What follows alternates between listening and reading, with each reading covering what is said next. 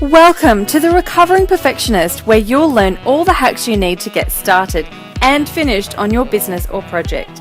You'll connect with successful entrepreneurs who are in perfectionist rehab, unapologetically experimenting and balancing life, business, family, and me time. I'm your host and Chief Recovering Perfectionist, Claire Barton.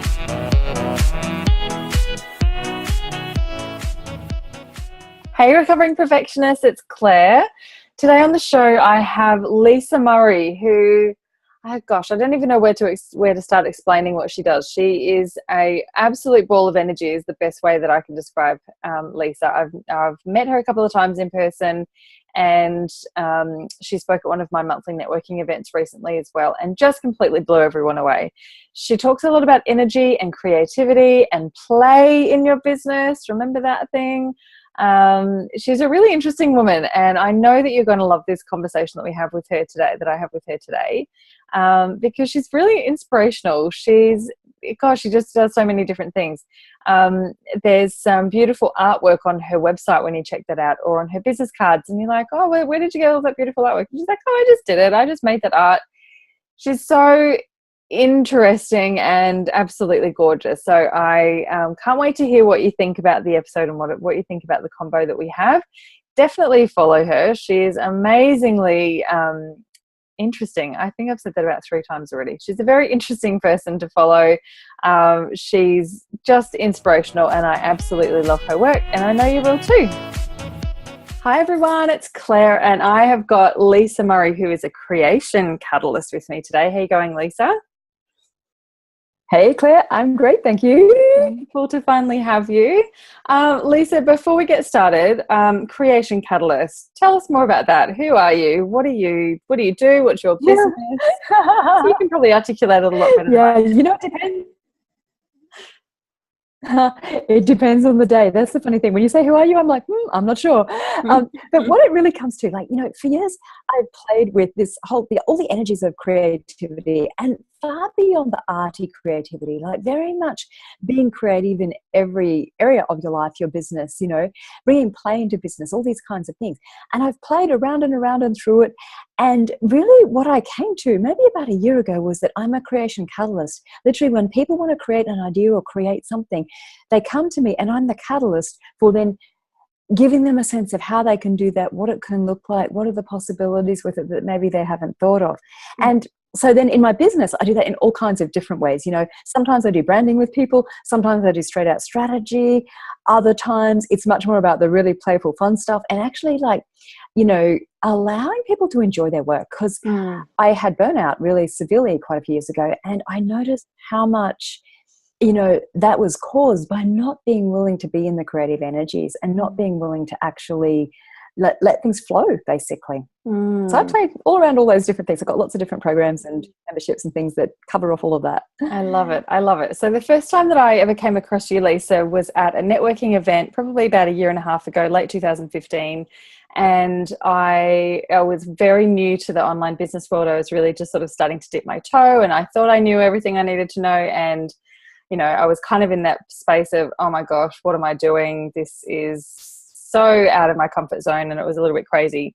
And you came along and with this beautiful bundle of energy, who just kind of talked about following the energy. And I know someone asked a question, you had lots of different projects on, you were doing lots of speaking, you were involved in horse therapy and that sort of thing, you were doing lots of overseas travel, and it was just like, oh my God, all of these things are possible, and she's doing these things, I can do these things. It was a really, really beautiful kind of thing. But I remember someone asking you, so how do you choose which project to work on first? And your answer was, I go with the energy. Or I think you said something like, I ask the projects, or I ask the universe or something, which one's now. And you can sort of just feel it, and you're a very practiced practitioner of energy and that sort of thing. So it sort of came naturally to you. But I was like, what the hell is she talking about?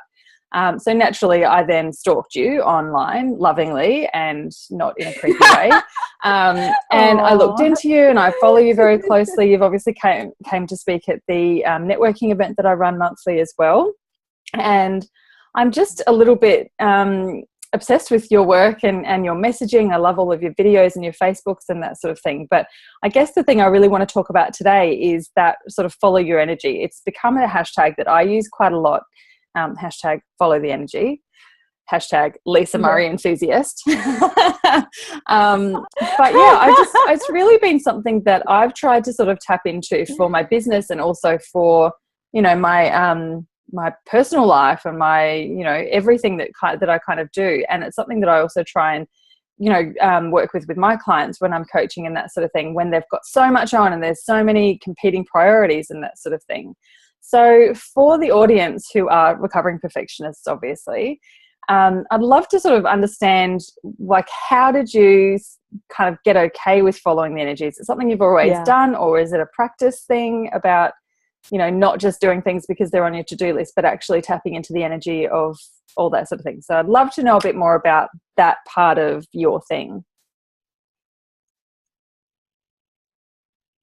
Yeah, cool. You know, it's so interesting because I also was really fully a perfectionist.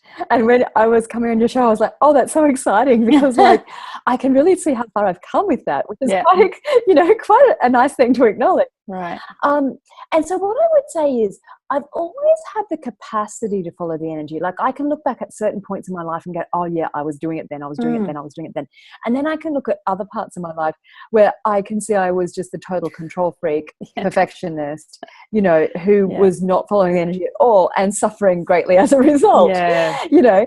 And I want to unpack a little bit about what this means, because people are like, are you crazy? You know, when they hear it the first time, they're like, how can that even work? Yeah. You know, and so I didn't have really to even ask you, understand has it what worked for you? energy Like, was. is it changing something for you? Yeah. I didn't even understand really what energy was when people kept talking about that. So, yeah. Yeah. So, well, energy is a lot of different things to different people, of course, too. But one thing I would say is that when I say follow the energy, what I'm looking at is following where there's the most energy, because there's some things that have got a lot of energy on them, and then there's some things that are like, yeah, that would be fun, but there's not actually a lot of sort of what I would call a platform of energy underneath it. Okay. And so, you know, when something just pulls you so hard you can't ignore it, right? Like when one of your kids is calling you, right? Yep. That's, you know, there's an energy there. So that's the thing of energy. We actually all know energy, even if we think we don't, right? And so this following the energy thing is literally looking at, well, okay. And for me, the question I tend to ask is, if I was going to create the greatest possibilities today, or if I was going to create the greatest for now in the future, what would I choose to do right now? And usually out of all my projects, and I do have a lot, you're right about that, I've always got a lot, there's something that pops, there's something that goes, hey, me, you know. And sometimes it can be a really big surprise, like we were talking about before we got on the show, where, you know, I was saying to Claire, I renamed my business last week. Now, that's not a thing most people would undertake lightly. And literally, I did it all within about 3 hours from when I got the idea to when it was done. Now, that was totally following the energy, because the energy of the new name was so full on and so in my face. And it was like, you cannot ignore me. It was so clear. And so that was a really clear message. And of course, with everything that I'm creating at the moment, it's perfect timing. It works really well with, and it's got this sort of palpable difference in the, because every word has energy. See, now I'm just going to give you a whole thing on energy. But every word has an energy attached to it. And so when you change your business or you do something like that, you change the energy of the business. So literally by doing that last week, I changed the energy of my business as well. And so then when I go to follow the energy today, I can't go from last month's reference points. You have to be in the question and actually go, okay, well, is that still going to work? Is that still going to work? Do I need to change this? And so being in the question, actually, every time you ask a question, it gives you more energy to be aware of. Does that make sense? So you're constantly, it's like a decision that you're constantly making, or you're constantly sort of checking in with. It's not just I'm following this energy and then 3 months later you're like, oh, whoops, I forgot to see if it was still working. It's what, you know, in Access Consciousness, they call 10-second choices. Because literally what you're doing is saying, because some things come to you and you follow the energy because they're there for information. They're not necessarily there for you to create the entire program or to follow it through to finishing. And this is something, particularly for perfectionists who want to finish everything really, really, really neatly and get it all tied up perfectly, it doesn't always work like that with following the energy, because what happens is, I'm going to give you an example because it's probably easier. So for the last 8 years, I've been creating content like a mad thing. Like, I've created so much content. And in the last maybe 6 or 12 months, I've been going, well, what am I going to do with all that content? It seems crazy just to leave it sitting on my computer. And then the week before the name change, I got the idea of a membership site. I'm like, oh, of course, all of that content will easily work into that membership site. Yeah. And I'll present it in a different way, and I'm going to create the experience in a different way. But what I can see looking back is that all of those things that on the surface looked so random, actually were bringing me to this point. And if you look back at your life and what you've created in your career and in your life, you'll see how lots of different choices brought you to a particular point. And then you can allow it to open up. So, of course, it brought me to a particular point, which gives me like a system for how I'm going to use the content. But now, in asking questions and going, okay, so what else is there to know about this? There's also a whole lot of other ideas that I randomly had that I could never get to fit in my business model. Does this make sense? Yeah. And so literally sorry, I think I've got a mozzie biting my back.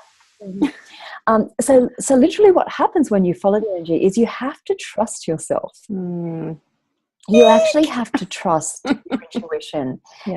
Yeah, I know, right? And it's not always easy, and especially for a perfectionist. Like, I really do know that one. It's not always easy because, of course, we want it to be right the first time.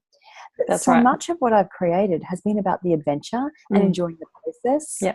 And when you enjoy the process, it's always taking you forward, and you've got to then be willing to connect the dots. So I wonder, do you see that in your own life? Like, have you seen actually how that works? Maybe in more subtle ways than what? Yeah, absolutely. And I think that's been a really big part of my journey, and now my journey in helping other, recovering perfectionists who also are just over that kind of inertia that you get when you're trying to be perfectionist. Because a lot of people have, like you said, they want to finish everything and it all has to be tied up with a pretty bow and it has to have all the bells and whistles and that sort of thing.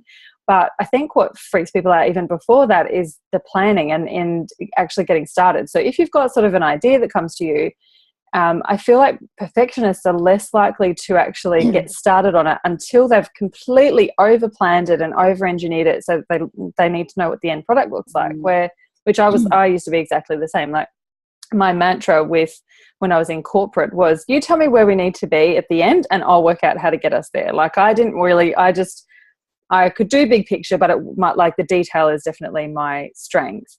But I had this kind of thing, like, if I have to pick the end state, it just gets away from me, because then I'm like, oh, and we should do this too, and we should do this, and we should also put this on the end, and then we could do this, and then to the point where it just became too overwhelming, and I'd be like, oh, stop it, I'm not even going to start, because it just got sort of too hard. Whereas now I feel so much more comfortable with going, oh, that sounds interesting, or that feels interesting. I'm just going to play. I'm just going to experiment and just start. No idea where it's going to end up. No idea. It's still a little bit uncomfortable for me. I'm still recovering, not recovered. I'm still in rehab. But it does feel a lot easier now to kind of just feel like I've seen the process with myself, and I've seen it with so many other people as well. I'm kind of okay with wherever it ends up is fine, whether it's finished or not finished. And like you said, if it's part of the if you enjoy the process, and sometimes even if you don't enjoy the process, you're still learning from that, you're still getting information from that sort of thing. So yeah, definitely. I've noticed a lot of times that I might have I have a lot of unfinished projects, but I also make sure I finish, because I found out that I wasn't a good finisher. So I had to put a bit of a strategy in place for that. But I noticed that often I might end up with 4 or 5 projects, or even more sometimes, that actually the unfinished bits of it come together to create something else. And this is what I call unplanning, right? It's literally, if I follow the energy on all these different things, and sometimes I've created something, not putting it out in the world, not knowing what it was for, and then like a week or 3 later, someone will say, hey, do you have anything about such and such? I'll go, well, as a matter of fact, I do. And there's this kind of futurist capacity Yeah. that comes when you're willing to follow the energy, because actually you Mm. start to create for the future as well. Mm. And, you know, I think it's a really great gift we give ourselves to allow ourselves not to have to plan everything. Mm-hmm. And like, because I really, like, I mean, I did an MBA, I was good at planning, you know, Yeah. and then I realized that actually when I plan, what happens is if you stick to the plan, you miss those detours that actually could show you the thing you're really looking for. Yeah, completely agree. And so it's funny planning. I go in and out of it. My new thing, it's planning, but only to a point. Yes. Yeah, just enough to get it moving. Yeah, it's interesting. And I did a blog on this a couple of months ago where I said business planning is killing your business. And that was really uncomfortable for me because I'm a planner. That's the thing I do. That's how I make my money. That's what my business is based around, right? And that's how my life kind of works. And that's how I like to live. But I also, when it comes to business planning, I guess there's two sides of that. The one side, we often, especially pre-startup or during that startup phase, people think you have to have a business plan. Like you have to have that 150-page document because 20 years ago, that's how you started the business. You had this, you know, whopping great business plan that covered the next 20 years. And it was basically in an effort to get funding, right? That's pretty much, you know, the only thing. That's the only thing I would say nowadays. If you need to do it for the bank. Don't do it for yourself. Like, you know, all that sort of thing.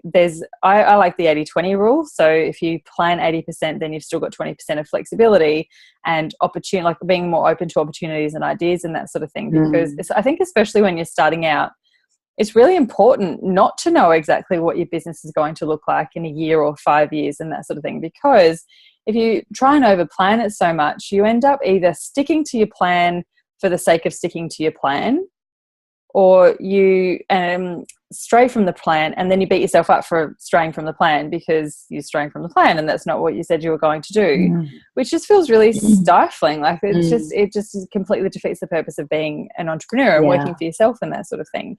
And there's so many things that I guess I had planned for, and I was having the same conversation recently that there's so many people who I've worked with in the last 6 months who I initially was like, where were you at the beginning of my business? Why didn't I get to do this work on client experience or branding or I don't know, technical stuff or whatever? Why I needed you at the beginning of my business. And then another hour on, I thought actually that would have been a complete waste of time, because if I'd done the work a year ago or 2 years ago, I would have been creating something that was such a bad fit for where I'm at now, which has been part of the process of trial and error and that sort of thing. So I think, like it sounds strange because I am a planner, that's my thing, but I also say don't over plan things. Like you have to have space. And have you read Big Magic? I'm sure you would have read. Actually, no. I haven't. Because I've got it on my Kindle, but I didn't. Well, because when I was writing my book, I didn't want to be influenced by it. Sure. Because it would have been weird for me to be influenced by it. So actually, it's on the list of. Yep, I'm going to get to that soon. Yeah. Well, I've not finished it, but she talked. One of her things is that ideas are a thing. Like an idea kind of goes between people, and if an idea comes to you and you don't do something with it quickly enough, or it's not, it doesn't sit well with you, or you're scared to take it on or whatever, it'll go to the next person. Someone else will do that thing. And that's where I thought, when I first started reading that part of the book, I was like, what are you talking about? But I can think of all these examples during the past, so many things where I've gone, that's an awesome idea, I'll do that. And then the next week someone's out going, hey, look at my shiny new thing. And I'm like, what? That was my thing. That was my idea. I'm like, I didn't do anything with it quickly enough. I didn't kind of grab onto that energy. I was just like, I'll write it down in my notebook and then I'll do it later. And it's, that sort of thing is kind of crazy, but I guess that's sort of the energy thing where the idea is just like, I'm going to someone who's going to make me happen quick because I'm getting out there, sort of thing. So it was a really interesting concept, which I would love to, have a chat with you about once you've read the book and we can pull that one apart. I know about the concept. There was a book called One, by Richard Bach. It was written in probably the 70s or the 80s. Okay. And for a long time, it was one of my favorite books. And he literally talks about there's an idea foundry, an idea factory, and there's idea fairies. And he talks about a very similar energy to what you just described. And I do know this because I have this experience in my own life. And at one point I was really asking a lot of questions about it because, you know, I would go shopping for a navy jacket and there would be no navy jackets in the stores and I'd be really annoyed. And then 3 years later, there would be navy jackets everywhere. And this happens a lot for me with clothes, with a lot of different things. And I was talking to one of my mentors one day and I was just saying, how the hell does this work? Like, what's the deal here? Right. And he's like, well, by your request, you're creating it in the world. You don't have to physically create it. So you having the idea is a request. And so you can either do it or someone else. And so for me, what I've learned is always to ask, is this idea for me now? Because I have trillions of ideas and you can't physically do them all. And some of them I don't even want to do, you know? And so literally I always ask that question with ideas because then I don't get bent out of shape when someone else creates it. Yeah. So it's a fun way to play with it. Yeah, that book's really awesome. If you ever wanted to get a sense of what we're talking about, that book has a really cool way of putting it. It was one of my favorite things for a long time. I'll put a link in the show notes as well for anyone who's wanting to listen. Can you just say what it was again, and I'll look it up as well? It's got, Richard Bach is the writer. Okay. And he's an American writer, and it was called One, O-N-E. Okay. And it was literally about the idea that everything is one, and that, of course, you know, the ideas are just there, and anyone can tap into them. So literally, if you want an idea, you can go, well, where's the ideas that I can create? And they'll come to you. So for anyone who's kind of new to this and new to hearing about energy and following the energy and trusting the process and tapping into ideas and that sort of thing, is there kind of a process that you, or steps or tips that you can give to people to be able to kind of tap into that? Or is it really just a literally shutting up and listening to the energy? Yeah, I wouldn't say there's one process. And for me, it evolves as I change and as I expand my capacities with being creative and creating. My process changes, and what I can do now, I couldn't have done 5 years ago. So what I would say is, if you're interested in it, my Stop Waiting, Start Creating book does give a lot of foundational kinds of things in a simpler form, probably. But really, it's this thing of being willing to be not in control. And see, most perfectionists are really obsessed with being in control. Right, yeah. And I use them interchangeably. Yeah, exactly, right? Yeah. And so for me, one of the biggest things over the last few years has literally been teaching myself how to let go of control. Because the more I'm willing to let go of control, the more I'm open then to those ideas, to that energy. Because if you're not open to the energy, you won't even know that it's there. Another one of my mentors once said to me, what if you're too wonderful to be perfect? When he was trying to get me to be a little less controlling. Yeah. You know? Yeah. I love it. And that actually helped me a lot. Yeah. Because it has this energy of you're not wrong, you know, because I think a lot of people, when they're controlling things, they're wanting to be right, not wrong. And it kind of takes it out of the right and wrong. Like there's always a thing with perfection where there's right and wrong. And I've noticed for myself, it's been much easier since I took myself out of that space, because then the ideas are just free to come to you and you can play with them or not. Yeah. And there is no right or wrong if you play with them or not. Yeah. No, I really love the idea of it. And I know we've talked about the what if you're too wonderful to be perfect before. And I've had this saying for a little while that's kind of been on my radar. I guess it's an energy or an idea that's sort of come to me, which is around better than perfect. And most people will think, what's better than perfect? And I'm like, imperfect. Unapologetically imperfect is so much better than perfect.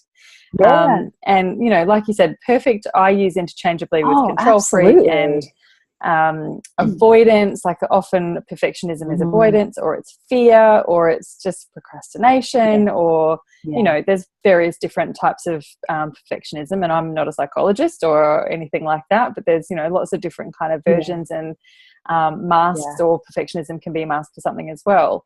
And God, it's just been such a liberating process. Like when, you know, and I've talked before about the process of how the recovering perfectionist came to be.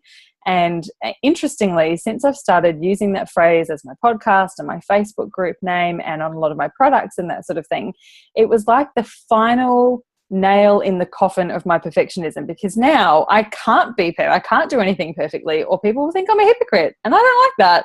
So it's kind of like I've given myself permission by holding the space for other people. I've given myself permission to completely not do anything perfectly. And it's really resonated. People have sort of come out and just gone, oh, thank God, this is exactly where I need to be. That's exactly what I am. And a lot of that, like it's mainly women who I work with, and everyone's kind of got their own getting over their perfectionism story. And sometimes it's been quite extreme. Sometimes it's had to do with relationships. Sometimes it's had to do with becoming a parent. Sometimes it's been some other sort of trauma that's just kind of made them go, oh, I haven't got the time for this. I haven't got the energy, and this is not, and people use that word, I haven't got the energy for it. I just don't have the energy to be perfect anymore.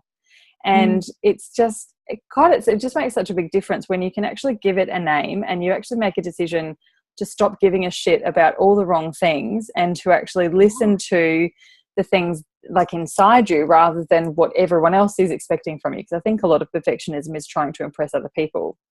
And I've had this conversation before as well. Like I still do things to a standard that other people would probably think I'm being perfectionist.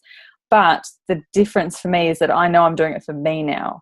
Like I look around my house, it's lovely and tidy, it's nicely decorated, it's clean, it feels beautiful to me. I don't care if it's messy and people are coming around, I don't really care. But if it can be nice and neat and tidy, I do that before I go to bed, just so that I can wake up and go, this is it. But it's for me. I'm not making it perfect because I might get a visitor, and that's a really kind of big distinction. So I absolutely love it. It's a really great distinction, actually, because I think when we unhook ourselves from that space where we're doing everything for other people and unconsciously doing everything for other people, unconsciously doing what we're being for other people, it creates so much freedom and so much space. Oh, hi. This is my George. He's a permanent fixture on the podcast. Very cute. Hi, George. Sorry, you're saying when you unhook yourself from other people's expectations. Yeah, I know, but now I'm just obsessed with the dog, So this is the thing, right? Short attention span. Yeah. Unhooking yourself from everyone else's like projections of what they would like you to be. And even like, because one thing I remember once having a meeting with a boss, and it was about 2 hours long, and I wrote down this list of 10,000 things that I had to do, and at the end I read it all back to him and said, this is what you want me to do. And he looks at me, he goes, no, Lisa, I gave you that for information. You don't have to do any of it. And I remember being shell-shocked. Like, I was like, what? Because I'd never had anyone give me something just for information. Right. And so it was this really interesting thing of like, I realized how tapped in I was to knowing what other people need, or thinking I knew what other people needed, delivering that when it wasn't even required. And over the years, I've unhooked myself from that more and more and more, to the point where now I'm, there's still moments when I do it, but most of the time I'm like, oh no, I'm just going to be me. And it's much more fun that way. Yes. Yeah. I'm listening to an audiobook called The Life-Changing Magic of Not Giving a Fuck by Sarah Knight, I think is her name. Have you read it or listened to it? I haven't, but I've seen it. Yeah, it looks awesome. It's absolutely brilliant. I'm not quite finished it, but she talks a lot about, she's got, 4 different sections about stopping caring about, or not stopping caring about, but just stopping, putting all your energy into and that sort of thing. And one of them is work and meetings and all of that sort of thing. And I just think, everyone who's working in corporate, anyone who's doing anything ever in life should listen to this book. It's just so good about really choosing where to spend your energy and that sort of thing. But yeah, that sort of thing in the corporate world, I was exactly the same. And I also call myself a recovering yes girl. That, I was always, if anyone ever asked me if I could do anything, I would say yes. Yep, no worries. Because part of me is a server. I like to serve. I like to, make everyone else's life easier. And I'm very perceptive as well. So I can kind of, like the same as you, I'd be sitting in a meeting and I'd just hear that there was a problem with something, and without being asked, I'd fix it the next day. So it didn't ever have to be an issue anymore. Like it was an over and above thing and that sort of thing. Usually that was okay, but it was very, I suppose, sapping of my energy. And you start to resent it pretty quickly when you're not getting, when it's not your thing, and then no one recognizes it anyway and all that sort of thing. So, yeah. Well, it's exhausting, actually. When you do and do and do and do without following the energy, people aren't grateful. That's one thing because when I got the burnout, I was like, how the hell did I end up here? And I noticed that for all those things that I did that I could see so clearly needed doing and whatever, people hadn't noticed and they weren't grateful. And I was basically using up all of my creative energy in ways that weren't fulfilling for me. They were kind of based on need. And I think for perfectionists, we're really good at basing everything on the needs rather than on the creative possibilities and rather than on what would actually be fun for us, you know, because when I look back, like I used to put problem solver on my CV and people would give me jobs with problems to solve. And when I look back, I'm like, man, I must have been insane. You know, like, how dumb am I? And now, of course, yes, can I solve things really easily? Do I want to? Not unless someone's going to be really grateful for it. That's and really right. rewarding. Yeah. And it's such a different energy. And of course, then you don't get burnout. You don't get, you know, all sort of your knickers in a knot about all these things that aren't right. Yeah. Because you're not solving things that aren't perfect anymore. Yeah. Oh, what a relief. I know, it is. Lisa, I could sit and talk to you all day, but I'm going to go and follow the energy and create stuff. I just absolutely love chatting with you. So thank you so much for coming on the show today. Yeah, thanks, Claire. It's been my pleasure. Thanks for having me. And yeah, I wonder if people just had a day of following the energy, how many adventures they could have. Very interesting. Answer it for yourselves, audience. Let us know what you come up with. Just quickly, actually, Lisa, I have penciled in, starting back in December, I penciled in a nothing day once a month on every fourth Friday. It's the first day of my cycle, actually, and I always feel a bit, I just want to chill. And interestingly, a couple of those days I've kind of been sitting around, or I've gone for a massage, or I've gone for a coffee, and then I've kind of looked over at my laptop and I'm like, keep watching TV for a few minutes, then I will look back over at my laptop and like, oh God, there's a thing that wants to be done. And I purposely don't do client work, I don't do calls or anything like that. But that's a really interesting way to kind of get like my brain goes, oh, it's a play day, it's not a work day, and I still want to create that thing. So that's a really interesting kind of sign sometimes. Sometimes I don't. Sometimes I literally just lie on the couch and watch TV all day, and that's quite delightful as well. But yeah, it's really interesting. So your question was, you wonder if everyone took one day off? Well, literally just take a day, like, because it's very hard, I think, initially for people to just go, oh yeah, I'm just going to follow the energy. Like, it took me a few years of practice bit by bit to get really good at it, because there is these moments where you still really want to control everything. But one of the things I did was literally go, okay, so what if literally just for this one day I would just follow the energy and I would do anything that felt like it was really had a bit of a lightness to it, a bit of expansiveness, a bit of fun to it. And then so if you just do it for one day, or even for an hour, for some people they might want to start with an hour, it'll make a difference. And then just see what adventures can show up from that. And where you can go that maybe you didn't expect to. I love it. And I love the words you use. I love mixing play. Like, no one talks about play anymore. Play and creativity and lightness and all that sort of thing. So I absolutely love it. Where can we find out more? Obviously, there's your book. Is that on your website? Yes. So yes, it is on my website. Or you can just go to stopwaiting.startcreating.com. Okay. And my new website is going to be Creative Alchemy with an I, not a Y at the end, .com. And it will be up in the next week or so. So, or creativitylab.tv if you. Great. By the time this is published, it will definitely be ready. So we'll put all the new links in the show notes. Cool, thank you. Awesome, Lisa. Thank you so much. I feel so good every time I talk to you. I just love it. It's wonderful. Well, thank you, Gwen. It's been fun. All right, enjoy the rest of your week, and we'll talk to you really soon. Okay, thanks. Thanks. Bye. And that is absolutely it, my lovely. So I hope you've really enjoyed the episode. It was great fun recording that one, as it is with all of them. If you'd like to connect, I'd love to stay in touch with you. I have a beautiful Facebook group community at bit.ly/The Recovering Perfectionist Crew with all capital TRP and C. I have a massive goal this year to get 50,000 downloads on my podcast, and I've got a YouTube show as well. So I'd love for you to help me out if you can by either subscribing to the podcast on iTunes. So if you want to go over and do that now, that would be awesome. If you have a couple of favourite episodes, or if there's one favourite episode that you've really enjoyed, I would love you to share that with anyone who you think would get as much out of it as you have as well. And while you're in iTunes, if you can jump in and give it a review, that would be amazing. iTunes definitely helps out podcasts that have got some good ratings and reviews and some really interactive listeners. So I would really appreciate your help with getting to my goal of 50,000 in 2017. The show is also available over on YouTube. The links are always in the show notes, so you can head over there. So it's The Recovering Perfectionist on YouTube. There's a channel for that as well. So jump in and leave your comments. You can watch all of the episodes in video. So if you want to see what we look like and our crazy hand gestures and facial expressions and all of that sort of thing, absolutely jump in. You can subscribe to the YouTube channel show as well, and then you'll be kept up to date when there's some new episodes that come in there. So yeah, love your support. And if you want to shoot me an email, it's hello@clairebarton.com.au. Always happy to receive your emails and open up a conversation. All right, big love. I'll chat with you soon. Bye.